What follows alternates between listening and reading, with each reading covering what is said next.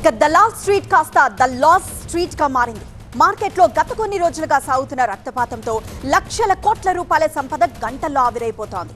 ఇక ఇవాళ ఏకంగా 8 నెలల కనిష్టానికి పడిపోయింది. 5 లక్షల కోట్లకు పైగా సంపద ఆవిరైంది. అయితే స్టాక్ మార్కెట్ గా మారడానికి కారణాలు ఏంటి?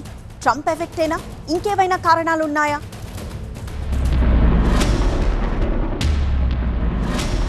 వైట్ హౌస్ లో ట్రంప్ అడుగుపెట్టిన దగ్గర నుంచి ప్రపంచవ్యాప్తంగా స్టాక్ మార్కెట్లు అల్లాడిపోతున్నాయి. ట్రంప్ టారిఫ్ల భయాలకు సూచీలు వణికిపోతున్నాయి. ఇండియన్ స్టాక్ మార్కెట్ల పరిస్థితి మరింత దారుణంగా తయారైంది. గత కొన్ని రోజులుగా నష్టాలే చవిచూస్తున్నప్పటికీ ఇవాళ ఏకంగా 8 నెలల గరిష్టానికి స్టాక్ మార్కెట్లు కుదేలయ్యాయి. సెన్సెక్స్ ఏకంగా 856 పాయింట్లకు పైగా పతనమవగా నిఫ్టీ 242 పాయింట్లకు కుంగింది. ముఖ్యంగా ఫినాన్షియల్, ఐటీ స్టాక్స్ కుదేలయ్యాయి. HCL technologies, IndusInd bank, Zomato, tech Mahindra, TCS, ICICI bank, HDFC bank, power grid షేర్లు భారీ నష్టాల్లో ఉన్నాయి.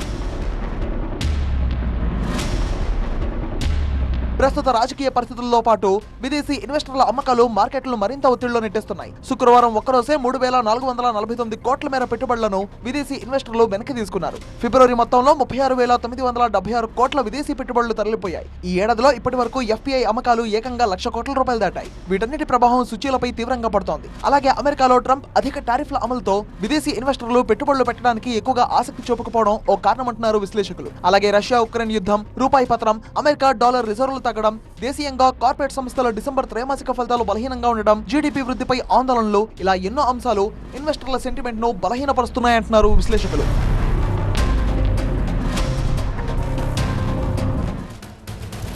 మా అసోసియేట్ ఎడిటర్ సుకుమార్ అడిగి మరిన్ని వివరాలు తెలుసుకుందాం. సుకుమార్, ఆఫెన్ గా స్టాక్ మార్కెట్ ఇట్లా ఎందుకు పతనం అవుతున్నాయి? మరి ముఖ్యంగా ఈ రోజు అయితే 8 నెలల కనిష్టానికి పడిపోయాయి. మరి స్టాక్ మార్కెట్లు ఎప్పుడు కోలుకునే అవకాశం ఉంది? స్టాక్ మార్కెట్లు వరుస నష్టాలు చూస్తున్నాయి. ముఖ్యంగా అక్టోబర్ నుండి ఇప్పటి వరకు ఎఫ్ఐఎస్ నెట్ సెల్లర్స్గా ఉన్నారు, కానీ ఎక్కడ కొంటున్న దాఖలా లేవు. మరోవైపు డొమెస్టిక్ ఇన్స్టిట్యూషనల్ ఇన్వెస్టర్స్ కూడా కొనడానికి ప్రయత్నం చేసినప్పటికీ కూడా మార్కెట్లు విపరీతంగా పడుతుండడంతో వాళ్ళు కూడా మార్కెట్లకు దూరంగా ఉన్న పరిస్థితి కనిపిస్తుంది. ఇప్పటికీ దాదాపు అక్టోబర్ నుండి 3 లక్షల కోట్ల విలువైన స్టాక్స్ని మనకి ఎఫ్ఐఎస్ అమ్మడం జరిగింది, అంటే ఫారిన్ ఇన్స్టిట్యూషనల్ ఇన్వెస్టర్స్ అమ్మడం జరిగింది. దీంతో కనుక మనం కంపేర్ చేసి చూస్తే దాదాపు 1996 తర్వాత, అంటే 28 ఏళ్ల తర్వాత అతి పెద్ద అమ్మకం సాగించిన 5 నెలల స్ట్రీక్ కింద మనం ఇది చూడాలంటే దాదాపు ఇప్పటి వరకు మార్కెట్స్ ఎన్ని ట్రాన్స్ఫర్మేషన్స్ తీసుకున్నా ఇంత తక్కువ సమయంలో ఇన్ని పాయింట్లు కోల్పోయిన పరిస్థితి లేదు. ఇంత మార్కెట్ నుండి వెల్త్ బయటకు వెళ్ళిన పరిస్థితి కూడా లేదు.